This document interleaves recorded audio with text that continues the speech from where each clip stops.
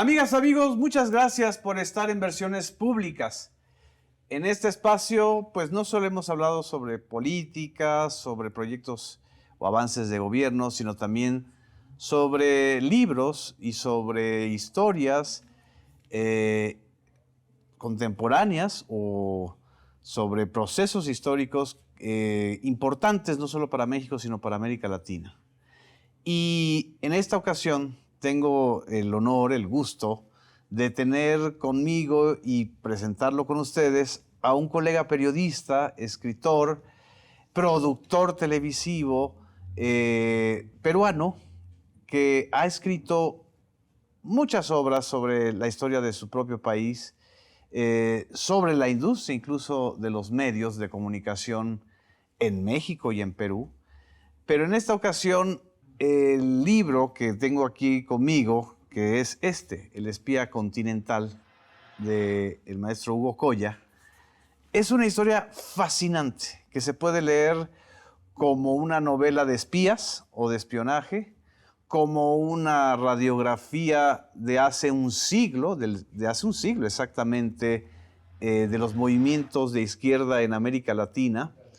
Y el hilo conductor es un personaje al cual creo que vale la pena pues, tenerlo, presentarlo, hablar sobre él, porque nos refleja el momento tan intenso que fue hace 100 años en el epicentro de todos los movimientos de liberación nacional y movimientos de izquierda en América Latina. México en esa época fue el epicentro. Y también el epicentro de la lucha antifascista y de la lucha contra el ascenso pues de los movimientos de ultraderecha en Europa que detonaron la Segunda Guerra Mundial.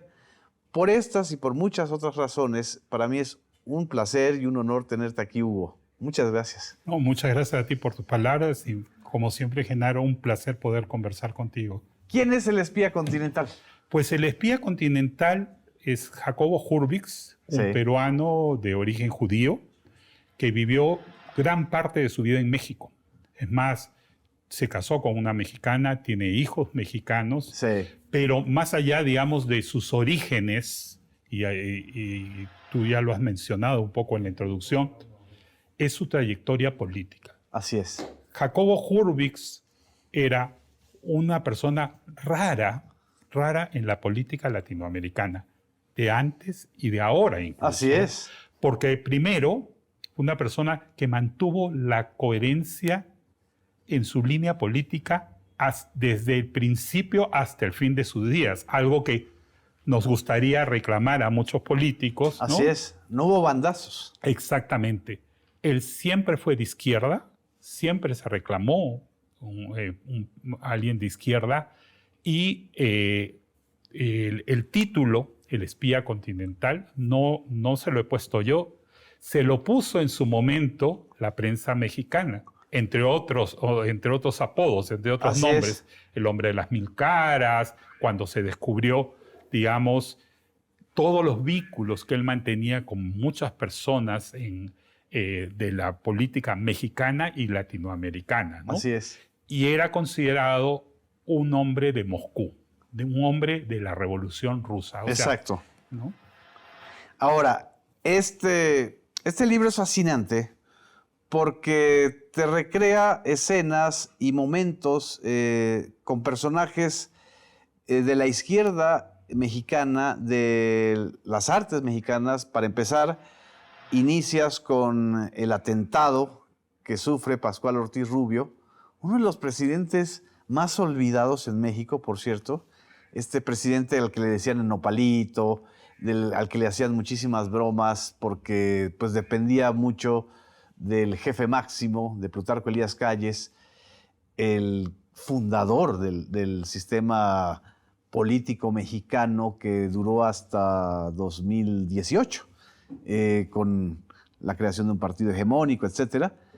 Y a Jacobo se le acusa o se le señaló en su momento como uno de los participantes de este entramado y además vinculado pues a la, digamos, a la intelectualidad y al núcleo de creadores muy cercanos al Partido Comunista o a los movimientos de izquierda, como fueron Diego Rivera, la propia Frida Kahlo, el jovencísimo José Revueltas, con quien él convive en las Islas Marías, con la fotógrafa Tina Modotti, en fin, con esa estela, digamos, de personajes del arte y del pensamiento de izquierda mexicano. Y lo que a mí siempre me ha fascinado de este tipo de historias es la facilidad con que Jacobo Hurwitz pudo entrar en ese círculo y también la facilidad con la que también se le acusa de un intento de magnicidio. ¿Qué fue lo que ocurrió en ese entorno? Claro, hay dos elementos acá que creo. Primero, ¿por qué llega Jacobo Hurwitz a México? Exacto. Jacobo Hurwitz llega como un exiliado, había sido expulsado de su país, del Perú, por ser precisamente de izquierda. Había una represión muy grande en el Perú. Y estuvo cercano a Aya de la Torre. Sí, exactamente. Inicialmente, pero cuando el APRA, que era el partido que funda Aya de la Torre, que dicho sea de paso, se funda acá en México. Así es. Ella era de izquierda, ¿no? Así es. Entonces, cuando Aya de la Torre decide postular de manera independiente y crear un partido distinto, él se reniega, digamos, de esta causa, o sea, de este apoyo, y como él ya había llegado a México y además había llegado exiliado, pero ¿quiénes lo acogen en primera instancia? Sí. Diego Rivera y Frida Kahlo. Ellos son los que lo acogen. Ellas lo acogen además, es cierto que un periodo muy corto de tiempo, pero pasa un tiempo con ellos. Exacto. Con ellos le dan casa, lo ayudan a conseguir su primer empleo, porque algo que nosotros, los no mexicanos, le agradecemos a México, esta capacidad de ser tan solidarios. Así es. Tan solidarios, de acoger a los perseguidos, a la gente que tiene que soportar las tiranías en los otros países y que vienen acá y encuentran en México y en el pueblo mexicano esta acogida y esta solidaridad. Así es. Entonces lo acogen, lo ayudan. ¿Coincide con Trotsky? Exactamente, pero un poquito antes, ¿no? Un poquito antes. Y de hecho, con Trotsky no hay una relación directa por razones obvias. Exacto. Trotsky era, como se llama, era un cuestionador de toda la línea de Stalin. De Stalin, y él era un stalinista. Exacto. Entonces, era amigo de Frida y de Diego y de Siqueiros, ¿no? De Siqueiros, pero no de Trotsky. Exacto. Entonces, esa era la diferencia y, digamos, las discrepancias que tenían. Pero unas discrepancias, digamos, amistosas. No sí, era, que no condicionaba la solidaridad. No, para nada. Entonces, lo ayudan. ¿Y qué es lo que ocurre? Él comienza poco a poco a abrirse paso entre las filas, participa en la Guerra Cristera. Exacto, que es otro de los... O sea, la Guerra Cristera, uno nunca hubiera pensado que hubiera participado un militante peruano en una de las guerras más sanguinarias de la historia mexicana, que apenas hace unos años se ha vuelto a investigar, ¿no? Claro. Él apoyaba, como muchos grupos de izquierda, y veían con mucha esperanza esta guerra cristera, precisamente por el papel que tenía la Iglesia Católica, ¿no? sobre las instituciones y sobre los gobiernos, ¿no? Entonces participa en este episodio y comienza paulatinamente a ganarse simpatías entre los comunistas mexicanos. Así es. Porque además era un brillante orador, intelectual, poeta, hablaba varios idiomas, una personalidad atractiva, y eso le abre un camino y lo pone en los reflectores de Moscú. Exacto. Y lo pone en los reflectores de Moscú por una razón que además tiene que ver con Diego Rivera. Diego Rivera lo apoya para convertirse en el primer secretario general del Comité Manos Fuera de Nicaragua. Así es. Que era un comité para apoyar a Sandino en su lucha contra la invasión americana. Así es. Entonces, este vínculo de Diego, que particularmente, y Frida, por supuesto, hace que Moscú diga, acá tenemos a un hombre que tiene capacidades de moverse, de un gran orador, tiene un juego político, tiene manejo político, y automáticamente él se convierte en un hombre muy decisivo, no solo en términos de los movimientos comunistas que se comienzan a formar en Centroamérica. Así es. Amigo de Farabundo Martí, en ese momento estaba iniciando su lucha para conquistar primero los sindicatos y luego fundar el Partido Comunista. Viaja a El Salvador, Así es. pero siempre con base en México. O sea, desde México, Moscú decide que él debía ir y venir. Y para responder la segunda parte de tu pregunta, ¿qué es lo que pasa? El gobierno de Pascual Ortiz Rubio, como todos sabemos, sufre este atentado el día que protesta, el día que asume la presidencia. Exacto. Y le afecta las cuerdas vocales, y del nopalito, ¿no? Y de la campaña que le hacían de Ortiz Burro, los partidarios de Vasconcelos, que pierden la elección en medio de denuncias de fraude, lo comienzan a llamar Ortiz Mudo. Así es. Porque no podía hablar. Y Ortiz Rubio, con el general Elías Calles, ¿no?, llegan a la convicción que no puede haber sido un solo hombre el que haya hecho ese atentado, ese intento de magnicidio. Tiene que haber un complot internacional. Tiene que haber... No puede ser que al presidente de México, el día más importante, ¿no?, un solo hombre, un fanático católico, haya intentado matarlo. Tiene que haber mucha más gente. Yo soy mucho más importante, una mezcla de ego, pero también una psicosis de la época. Exactamente. Porque además había ocurrido en la historia mexicana y latinoamericana muchos... En el 28, otro fanático religioso mata al gran hombre fuerte del sistema político mexicano, que es Álvaro Obregón. Correcto. Es decir, si no hubiera habido el magnicidio a Álvaro Obregón, no se hubiera fundado el régimen del PRI, el régimen priista que duró desde el PNR hasta el 2018, y tampoco se hubiera dado esta posibilidad de que Plutarco Elías Calles, el que estaba en funciones cuando asesinan a Álvaro Obregón en su primera reelección, o sea, en una traición a la Revolución Mexicana, se volviera el jefe máximo, ¿no? Entonces, aquí hay un juego también de intrigas y de espejos, porque a lo mejor hasta el propio Plutarco Elías Calles indujo a que fuera Jacobo uno de los sospechosos. Claro, exactamente, porque lo convence a Ortiz Rubio. Sí hay un complot, ¿sí? Y acá tenemos al comunista peruano extranjero al cual lo vamos... Y lo capturan. Así es. A este Jacobo Hurwitz, y lo llevan a Islas Marías. Exacto. ¿Y quién es su compañero de celda?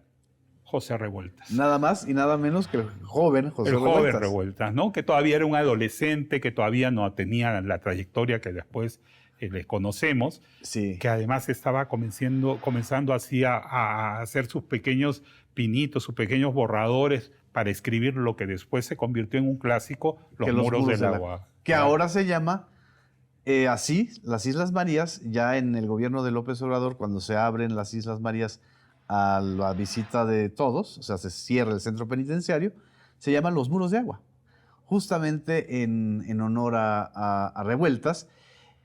Y de la memoria que yo tengo de haber ido a las Islas Marías y de ver el museo, que sería interesante que, por cierto, lo conocieras, hay pocas referencias de la estancia de Jacobo Hurwitz en las Islas Marías. Lo que yo tengo es los testimonios de los familiares, de amigos, sí, de las torturas a las que fue sometido en las Islas Marías. Así es. O sea, ahora, lógicamente, como tú dices, quedan muy pocas huellas. Sí. Pero el régimen era uno de los peores presidios que había en la historia latinoamericana, ¿no? Exactamente. O sea, no solo por la distancia, ¿no?, del continente, donde eso permitía además muchos atropellos, violaciones, humillaciones, todas las cosas que podríamos imaginarnos en una prisión, pero allí se cometían pues delitos terribles contra los derechos humanos, ¿no? ¿Tú crees que Jacobo Hurwitz fue definitivo o importante para la formación del joven José Revueltas? Yo creo que influyó por lo menos en sus inicios. Sí. Porque además él, o sea, era la segunda vez que estaba en prisión. Así es. Había leído, era un joven muy, muy inteligente, ¿no?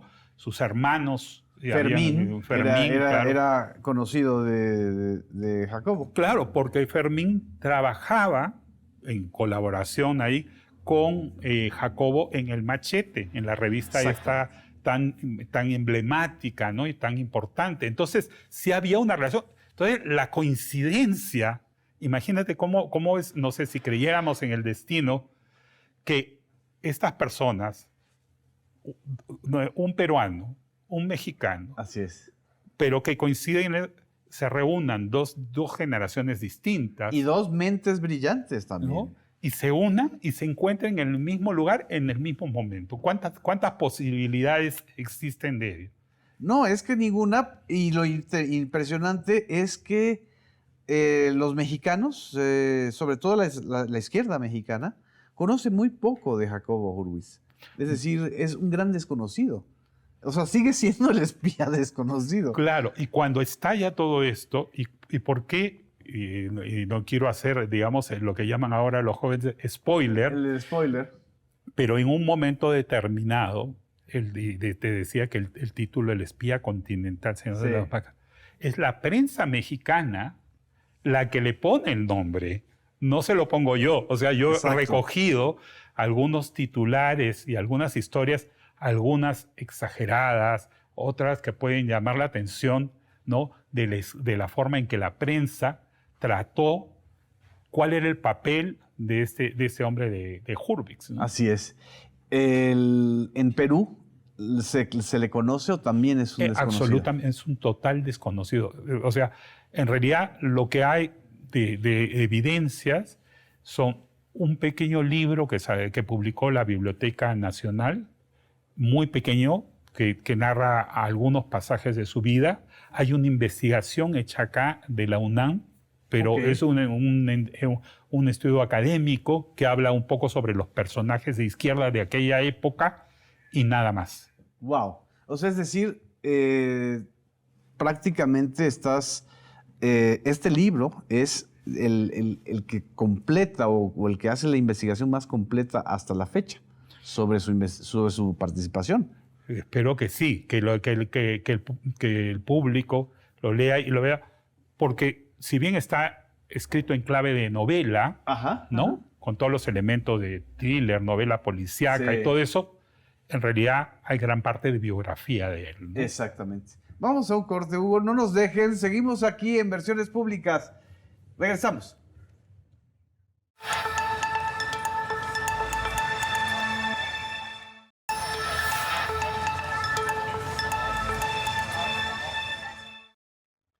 Amigas, amigos, regresamos a Versiones Públicas. Estamos conversando con Hugo Coya, autor de El espía continental, este libro que además se va a presentar en México, Hugo. Sí, ya lo hemos presentado y ya está disponible en todas las librerías, las grandes cadenas de librerías mexicanas. Exactamente. Lo fascinante también de esta historia son los guiños que voluntaria o involuntariamente lanza sobre la actualidad, sobre el presente. Un siglo después, los movimientos de izquierda o las izquierdas latinoamericanas, aún llegando al poder, como ha sido el caso de Perú, de Brasil, de Venezuela, de Colombia ahora, en Argentina, a pesar del retroceso ahora con Milei, en Chile y en México, por supuesto, han sido historias pues casi quijotescas, es decir, es una épica muy particular. Lo que a mí me llama la atención, porque además este personaje que al mismo tiempo conoce a Mella, el fundador del Partido Comunista de Cuba, a Sandino, a Farabundo Martí, a Plutarco Elías Calles, a los movimientos iniciales de liberación de Perú, de Panamá también, siempre estaba ubicado como una pieza de Moscú, ¿no? O sea, es decir, era la guerra de los dos grandes, bueno, naciente imperio soviético y la hegemonía norteamericana que decía, aquí no pueden entrar más que los intereses norteamericanos. ¿Qué diferencia observas entre aquella época y esta? Un personaje como Jacobo Hurwitz podría ser otra vez, en la circunstancia actual, posible, alguien que pudiera tener esa capacidad de incidencia y de permanencia en los movimientos de izquierda de América Latina? Yo creo que hay que entender, por supuesto, el contexto, ¿no? Sí. O sea, pero sí un poco lo que acabas de decir sobre los guiños a la actualidad. Así es. Yo creo que, aunque suene a cliché, a frase hecha, que la historia es cíclica. Así ¿no? es. La historia es cíclica y lo que pasó hace un siglo, de alguna manera, claro, no lo vamos a decir que se va a repetir como una farsa, que es una de las, ¿no?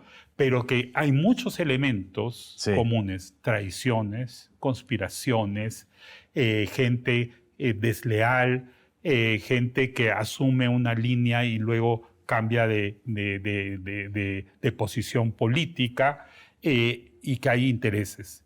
Si hablamos en el aspecto México, ¿ya? En el aspecto de México, no voy a hablar sobre la política mexicana, soy un extranjero invitado, pero sí puedo decir algo que es muy importante para mí como peruano. Sí. Lo que ocurre en México, en la política mexicana, es importantísimo y crucial para todos los latinoamericanos. Y lo que se decida ahora y lo que pasa ahora y lo que ha pasado en los últimos años siempre ha tenido una gran importancia para América Latina. Así es. Entonces, no es digamos, descabellado pensar de que las grandes superpotencias, sobre todo de la época, hayan intentado influir en la política mexicana. Y hayan intentado influir en la política mexicana porque obviamente que lo que pasara acá en México iba a tener una repercusión sobre todos los otros países latinoamericanos. Exactamente. Y por la importancia geopolítica que tiene México para el mundo, ¿no? Así es, y por eso durante muchísimos años el régimen mexicano que se funda justamente en esta época de Plutarco Elías Calles, de Pascual Ortiz Rubio, de Emilio Postes Gil, es un régimen sui generis, donde la solidaridad hacia los movimientos disidentes de toda América Latina estuvo muy presente, siempre y cuando no hicieran política revolucionaria o de izquierda aquí en México. Lo vivimos con el caso del Che y con el caso, evidentemente, de Fidel Castro, ¿no? Y con el caso de ¿cómo se llama?, de Sandino. Y de Sandino, exactamente. Y Sandino, que yo lo menciono ahí, en el caso de Sandino. O sea, inicialmente decía, te vamos a coger. Así es. Pero tú no puedes hacer absolutamente nada en México. Y te vamos a recluir. Y te vamos a recluir en Yucatán. Exactamente. Y entonces, ahí es donde Hurwitz interviene y tiene este vínculo con los yucatecos, con el diario de Yucatán, ¿no? Así es. Entonces, porque salen una serie de denuncias contra Sandino, una campaña. Así es. Sobre, además, de un diario de izquierda. Exactamente. De un diario de izquierda que luego sale en la gran prensa americana y la prensa mexicana, acusando pues a Sandino de recibir dinero, de quedarse con dinero, de donaciones para la revolución y para su lucha que estaba haciendo. Sí. Y Sandino se siente traicionado, ¿no? Y vienen todas estas disputas porque dentro del propio movimiento surgen estas, no vamos a llamarle voces disidentes, sino estos traidores. Exacto. Que están allí haciendo sus complots para sacarse del medio o para llevarlo a un lado u otro. Exacto. Y ahí surge también la duda, ¿cuánto de ello había de las superpotencias moviendo los hilos para que estas personas se enfrentaran, dijeran o hicieran algo, ¿no? Sandino finalmente no cede ante la presión de Stalin, es decir, lo que quisieron hacer con Sandino fue que él se forzara su movimiento como si fuera parte del comunismo soviético. Claro, lo que querían era que expresamente saliera y diera oficialmente su respaldo a los comunistas. Exacto. Ya que dijera, yo soy un comunista y estoy luchando como comunista. Y él había sido muy reacio porque decía, no, yo soy nicaragüense, yo lucho por la libertad de mi pueblo, no, este es un movimiento nacional y acá reunimos a todos. Pero luego, paulatinamente, como se van decantando los hechos, a Sandino no le queda otra que aceptar algunas condiciones porque no tenía el apoyo de los americanos, porque obviamente luchaba contra ellos y contra la invasión, y no tenía pues el apoyo, y los que estaban a su alrededor le decían, si no tenemos el apoyo de los rusos, nos vamos a quedar y nuestro movimiento va a fracasar. Exacto, ¿no? Como ocurrió. Exacto. Es interesantísimo a la luz de la actualidad esta historia, porque justamente es una de las cosas por las que ha luchado también el movimiento de la Cuarta Transformación en México, en el sentido de no estar o no encasillarlo ni como una réplica del régimen castrista o del régimen bolivariano, y mucho menos como a un régimen vinculado a Rusia, que ahora ya Rusia pues no es comunista, pero sigue siendo disputa hegemónica con Estados Unidos. En este sentido, ¿crees que los movimientos de izquierdas en América Latina han podido deshacerse de ese fardo de la Guerra Fría que inició justamente en estos años? Yo creo que todavía, lamentablemente, arrastramos muchos lastres, ¿no? Muchos lastres, y eso explica también muchas formas de llamarse de izquierda, ¿no? Así es. Algunos que son izquierda, pero podrían ser derecha perfectamente con otro nombre. Sí, ¿no? Los extremos se unen, ¿no? Correcto. Gente que asumió, y ahí hablo de mi país específicamente, que asumió como de izquierda, fue llevada al poder como de izquierda, y de pronto acabó aliándose con la derecha más cavernaria que pudiera haber, ¿no? Exactamente. Entonces, hay estas diferencias, digamos, la izquierda chilena con Boric, o la izquierda de Maduro, Así es. O la izquierda pues cubana, ¿no? O sea, todas estas diferencias, o la izquierda de ANLO, todas estas diferencias también, y estas, digamos, estos líderes y muchos militantes enfrentan todavía esta herencia y este pesado fardo, y explican muchas veces sus reacciones o sus posiciones, ¿no? A raíz de lo que tú acabas de mencionar. ¿México crees que sigue ocupando un lugar central no solamente de acogida? Lo vimos con el caso de Evo Morales y ahora con el caso de la esposa y de los hijos de Pedro Castillo, que están refugiados políticamente en México, y también de muchos integrantes y militantes del correísmo de Ecuador. ¿Crees que todavía siga jugando un papel fundamental? ¿Es un papel necesario o son las circunstancias lo que está determinando que México tenga que asumir una posición mucho más proactiva de la que tuvo muchos años antes en el concierto de las naciones de América Latina? Yo creo que definitivamente el papel de México es y será siempre un papel determinante en América Latina. Sí.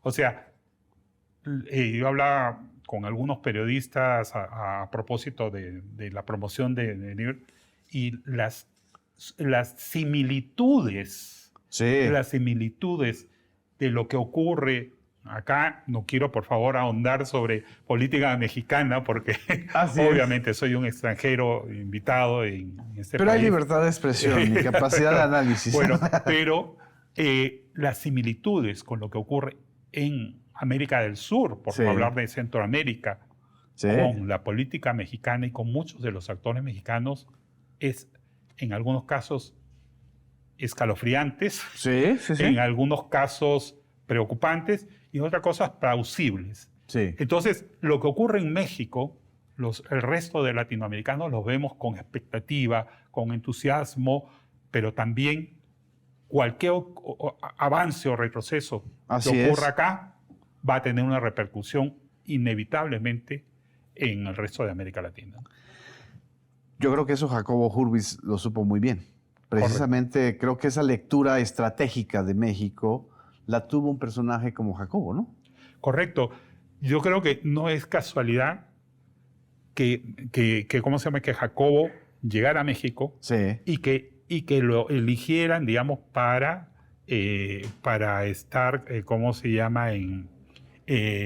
Los rusos lo vieran y usaran a México como base para todas las operaciones Sí. que fue desarrollando en los diferentes lugares, digamos, de América Latina, ¿no? Y no deja de ser todavía fascinante, aunque muchos jóvenes en México no conozcan bien esa historia, no deja de ser fascinante el papel de Diego Rivera.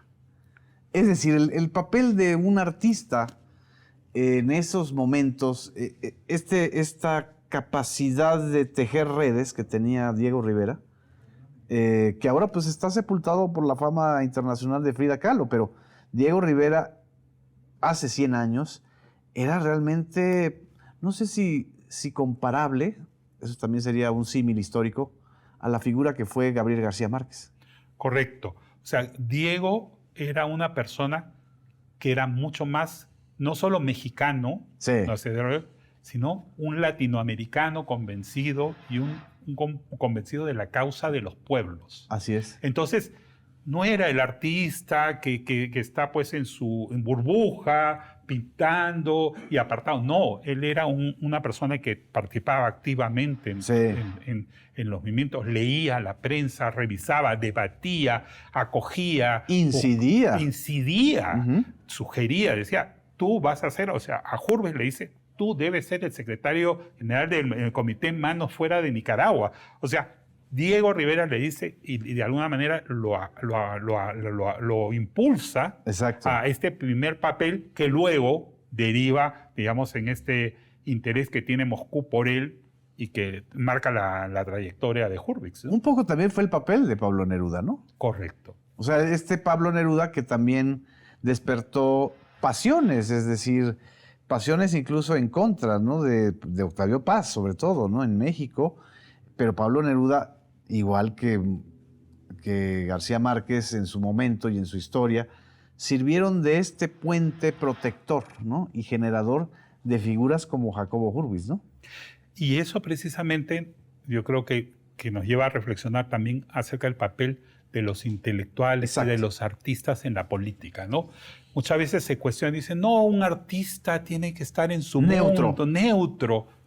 Y no tienen, porque los artistas son ciudadanos, los artistas tienen todo el derecho de tener su posición y los intelectuales tienen todo el derecho del mundo y más bien ellos, precisamente, porque tienen la capacidad de analizar y ver el mundo de una manera distinta, tienen que tomar posición o deberían tomar una posición cuando hay una injusticia, cuando hay un atropello, cuando se está tratando en contra de tomar alguna medida de censura contra las libertades civiles, ¿no? Y los derechos humanos. Nunca van a dejar de ser, yo creo, esenciales.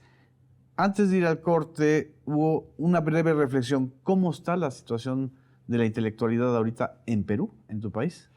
Bueno, la situación de mi país es francamente desastrosa en términos políticos, ¿no? Sí. Y sí hay un gran sector, o sea, no es ningún secreto, la presidenta, las encuestas de popularidad la ubican como en 90 y tantos % de desaprobación y de rechazo popular, ¿no?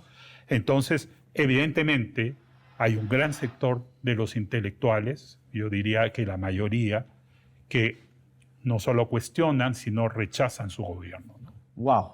Vamos a un corte. Hugo, no nos dejen porque ahora vamos a retornar también a hablar sobre Perú, México y la actualidad.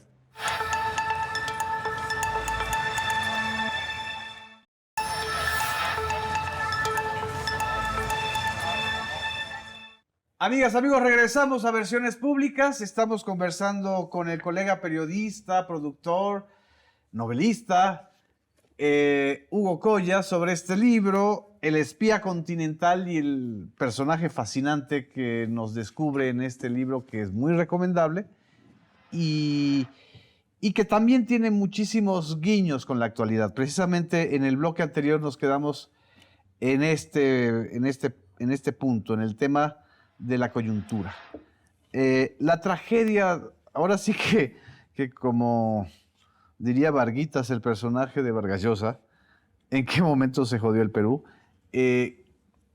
¿Cuál es la situación actualmente de tu país, Hugo? Mira, la situación es terrible en términos políticos.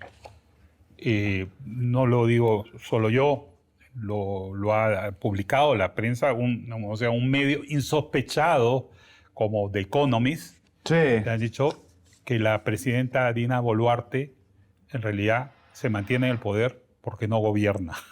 O sea, Wow. porque no es presidenta. El verdadero poder lo tiene el Congreso, la alianza que lo controla el Congreso, pero Sí. además una alianza donde hay numerosas personas que se les ha denunciado o acusado de tener vínculos con el crimen organizado, con la minería ilegal, Wow. con una serie de delitos. Tenemos varios casos de congresistas, por ejemplo, nosotros le llamamos popularmente mochasueldos, que son los que les cortan los salarios a sus asesores y se quedan con un porcentaje de sus salarios, ¿no? Casos comprobados con grabaciones que ha publicado la prensa, Sí. ¿no? Y que no les sucede nada. Gente que utiliza su fuero parlamentario para precisamente evadir a la justicia, ¿ya? Y que además toman medidas anticonstitucionales, medidas que van en contra de los derechos, Sí. y que además apoyan un régimen que a todas luces pues no reúne las mínimas condiciones, ¿no? de poderlo llamar en todo sentido democrático. Es una cleptocracia, entonces. Pues mira, hay una combinación de todo. Sí. O sea, hay de todo, desde los que están robando, Así es. literalmente del dinero público, de gente que viene del ala delincuencial y que ha conseguido, digamos, de la gente que ha entrado a la política para hacer negocios. Sí, sí, sí. Entonces, es una especie de cóctel, ¿no? Terrible, y que la población, los peruanos, estamos padeciendo, y que se refleja en estas encuestas de popularidad que mencioné Así anteriormente. La presidenta y el gobierno en general, y el Congreso también, están con los peores índices de popularidad. El Congreso creo que no llega a los 90, pero está muy cerca de los 90% de desaprobación y de rechazo popular. El presidente detenido, Pedro Castillo, ¿qué tantas posibilidades ves que sus simpatizantes, la gente que lo apoyó, que también es una cosa cíclica en la historia de América Latina, estos liderazgos sociales fuertes, pero a veces efímeros, pueda pues revertir esta situación? ¿Qué es lo que ocurre? Y ahí es lo más curioso de toda esta situación, paradójica o irónica, no sé cómo definirla. El partido que lleva a Pedro Castillo, el anterior presidente, el profesor rural, que llega y gana elecciones, va Perú Libre. ¿Correcto? El partido Perú Libre. El partido de izquierda. Sí. Y ese partido es el que apoya ahora a la Dina. presidenta, ¿no? Wow. Y su secretario general, que está prófugo de la justicia, ¿no?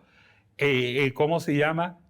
Abiertamente con la excusa de atacar a los caviares, no sé si ese término también se usa acá en México. No, ¿los caviares son los de izquierda exquisita o qué son? Exactamente, los mismos, Sí. ¿ya? Entonces, con la excusa de que los caviares controlaban todo, que los caviares y no sé qué, se ha aliado con la derecha más retrógrada, más cavernaria, fundamentalista, vinculadas a sectas religiosas, ¿no? Y han aprobado con el apoyo de esta supuesta izquierda Sí. leyes y normas que van en contra de los derechos de la población. Entonces, el apoyo que tenía Pedro Castillo, con el cual, porque él fue candidato de esta Así agrupación, resulta que esa agrupación ahora forma parte de esta alianza que controla el Congreso y que le da pues una serie de beneficios y que lo han protegido. Han salido justamente hace una semana o 2 semanas, salió unas grabaciones del actual ministro del Interior, ¿no? Que es como el secretario de Interior, de Gobernación acá, el equivalente, donde habla con un alto oficial de la policía peruana, Sí. donde le cuenta que el auto presidencial fue usado para que el secretario general del partido que llevó a Pedro Castillo y que ahora apoya a Dina Boluarte pueda fugarse, porque lógicamente el auto presidencial, ningún policía, ningún efectivo de seguridad Lo puede parar. lo puede parar, puede llegar a la frontera sin ningún problema y eso demuestra claramente todo lo que está viviendo nuestro país, ¿no? Lo que está viviendo el Perú. En realidad, no sé si tú opinas lo mismo. Desde aquí, desde México, se observa que esta tragedia, a final de cuentas, lo que está beneficiando es a otra tragedia de la que ya habían salido los peruanos, que es el fujimorismo. Es decir, ¿el beneficiario puede ser el fujimorismo o quién? Pero en este momento la alianza es el fujimorismo con este grupo. Son todos ellos los que controlan el Congreso. ¡Wow! O sea, ellos han formado una mayoría sólida y aprueban lo que quieren aprobar. Y han aprobado, mira, de cosas terribles. Aprobaron, por poner un ejemplo, digamos, yo vengo del sector audiovisual, como tú sabes, trabajamos en el sector audiovisual, tú también has trabajado como, he sido el presidente en 2 oportunidades de lo que sería el equivalente acá al sistema público de radiodifusión. Exacto. Y ya se ha aprobado una ley que yo denomino anticine. ¿Qué hace la ley anticine? Aprobada porque si tú no eres de la capital, si tú eres un cineasta o tienes una productora de fuera de la capital, presentas un proyecto para postular a los estímulos del Ministerio de Cultura, pero tú tienes que tener un porcentaje de casi 70% garantizado de financiamiento si es que quieres postular. ¿Financiamiento privado? No, sí, privado. Ajá. Entonces, pero si tú eres de la capital, no necesitas ese requisito. ¿Qué cosa? O sea, los de la capital... ¿Es discriminatorio? Absolutamente discriminatorio. Claro. Pero además se ha este proyecto de ley, porque no se ha promulgado todavía, hay una serie de cuestionamientos ahí, pero se aprobó en el Congreso, establece un comité de censura al mejor estilo franquista, o sea, franquista de España. Exacto, exacto. Donde un comité especializado del Ministerio de Cultura debe analizar qué contenidos se pueden hacer y se pueden presentar como proyectos audiovisuales. Entonces, si por ejemplo tú quieres denunciar alguna violación de derechos humanos, sí. Si tú quieres, por ejemplo, hablar de los sacerdotes pedófilos. Así es. Un caso, por ejemplo, como lo que ocurrió acá de Marco Maciel. En Perú hemos tenido un correlato, una historia muy parecida de abusos a jóvenes Tú no puedes hacer eso porque esos o que violen la seguridad nacional. O sea, la libertad creativa limita ese proyecto. Y esto lo ha aprobado el Congreso. ¿Y esto influye también sobre la programación o sobre los intentos de control de la televisión y de la radio pública? Bueno, la presidenta de la televisión pública era, antes, su puesto anterior era la directora, secretaria, trabajaba en Palacio de Gobierno como encargada de la imagen de la presidenta. O sea, el brazo, Sí, el brazo directo. La misma que no cuidó las fotos de los Rolex de Dina Boluarte. Ella ya estaba en eso, pero ahí salió lo de los Rolex, Sí. que fue otro escándalo por la prensa independiente. Además, dicho sea de paso, lo sacó un portal de noticias, un youtuber muy famoso en Perú que se llama Marcos Cifuentes y la Encerrona, y que mostró que la presidenta utilizaba relojes de miles de dólares, de 20,000, 30,000, 40,000 dólares, en sus presentaciones públicas, pero además joyas carísimas de Cartier y de una serie de marcas extranjeras. Sí. Y no había una explicación Así es. de dónde podían ser coherencia entre sus ingresos con las joyas. Y cuando ya tuvo que salir, porque el escándalo fue mayúsculo, Sí. ¿no?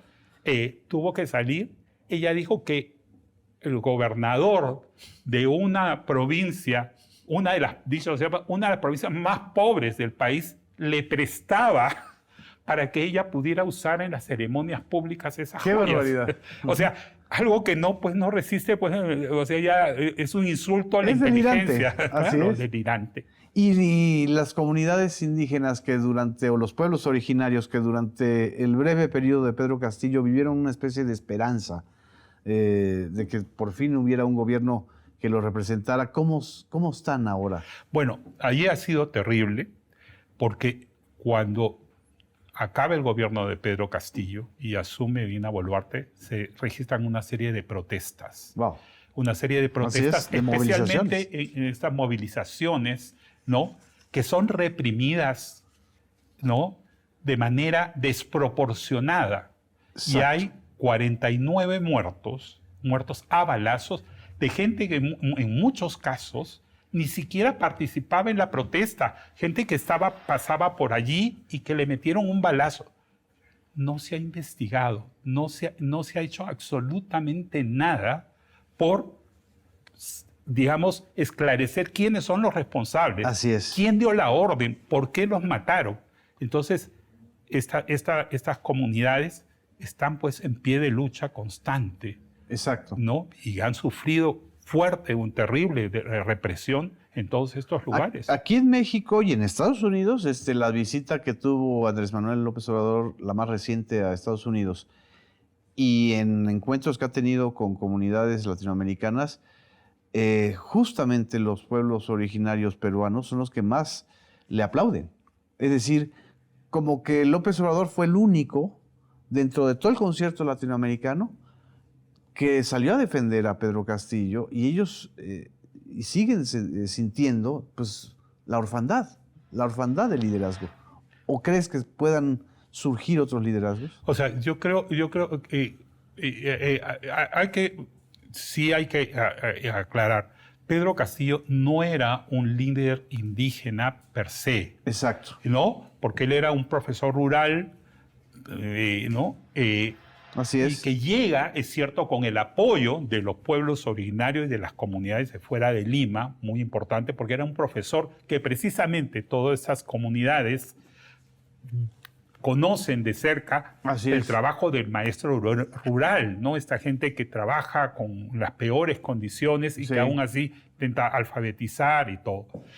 Pero después de eso, o sea, ellos sienten, ¿no? Y estas protestas así lo han reflejado, sentido esta orfandad, ¿no? Este desengaño, pero fuera de todo esto, la poca preocupación de este gobierno por esclarecer esta violencia y esta represión indiscriminada contra muchos de ellos, que tiene, como lo ha dicho Amnistía Internacional y una serie de organizaciones de derechos humanos, todos los tintes racistas, todos los tintes, ¿no? Porque son precisamente, mayoría son indígenas, son gente que no tiene además recursos para contratar a un abogado, ¿no? Y que han matado pues adolescentes, jóvenes, niños, ¿no? O sea, niños... ¿Es la principal herida abierta en estos momentos? Yo creo que es una deuda que yo creo que tarde o temprano este gobierno va a tener que saldar cuando acabe. O sea, es una deuda que tiene con estos pueblos y con todos los peruanos. Tiene que esclarecerse qué es lo que pasó con estas 49 personas. ¿Por qué hubo esa violencia indiscriminada y se mató a gente inocente. Exactamente. Y ahorita no hay un movimiento de protesta, no está... Lo que pasa es que la represión fue tan brutal que yo creo que eso ha inhibido mucho, pero sí hay movimientos que están surgiendo. Las elecciones en Perú se acercan en el 2026. Estamos a punto de entrar en un año preelectoral, pero hay otro gravísimo problema que enfrentamos.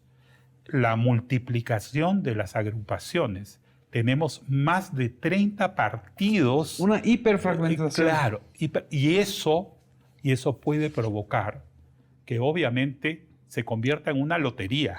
Así es. Cualquiera, porque nosotros tenemos una segunda vuelta, un balotaje, ¿no? Entonces, los dos primeros que consigan la primera mayoría, pero que de repente pueden conseguir pues con un 9% o un 8%, pasen a la segunda vuelta y allí gane el que menos votos anti consiga. Exacto. Entonces puede ser cualquiera. ¿Qué fue lo que le sucedió a Pedro Castillo? Correcto, que le ganó a Keiko Fujimori, sí.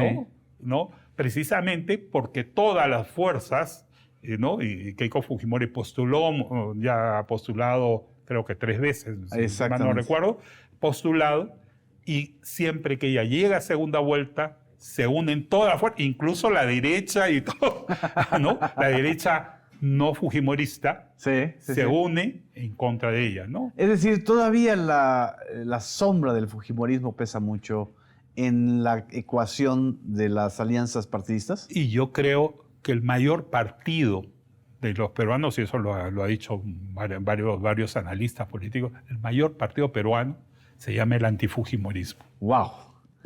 Es interesante, pero no hay un ¿a favor de qué? Es decir, ya no hay un APRA. Exacto. Que durante muchos años fue, pues si no el PRI del Perú, sí un partido muy fuerte. Claro, ¿no? El APRA se está reconstruyendo, ha conseguido entre estos 30 volver a reinscribirse. Sí. Y yo calculo que va a volver a postular y van a tener candidato. Lo que va a ser muy interesante es que con 30 partidos, yo creo que se van a formar alianzas. Sí. Y vamos a acabar teniendo 12, 15 agrupaciones, 12 o 15 candidatos, pero de todas maneras son muchísimos candidatos. Exactamente. Entonces, esa oferta, además, hay que pensar que no todos los ciudadanos pues están preocupados por la política, están preocupados por su supervivencia, por sus problemas personales, y eso puede provocar pues que cualquiera, ¿no? Ahora sí que literalmente cualquiera pueda llegar. Exactamente. Y es precisamente esta ley de partidos, que dicho sea de paso, es parte de las modificaciones aprobadas por este Congreso. Wow. Ya han hecho una serie. Ellos se oponían a la modificación de la Constitución, pero han modificado varios artículos de la Constitución, precisamente, por ejemplo, contra los movimientos regionales, que los movimientos regionales eran muy importantes, donde... Wow. Obviamente, por ejemplo, en las zonas donde hay mucha población originaria e indígena, tienen una preponderancia y se han tomado medidas en contra de ellos para limitar su participación política. Qué cosa. Pues se nos fue el tiempo, querido Hugo, y aquí dejamos abierta la invitación. Este es tu espacio, esta es tu casa, estos son tus medios públicos también para difundir todo lo que sea necesario también sobre Perú. Y no los dejo sin volver a insistir en la lectura de este libro, El espía continental, de Hugo Coya. Y pues muchísimas gracias, aquí nos despedimos. Gracias a todas y a todos ustedes. Nos vemos en la próxima emisión de Versiones Públicas.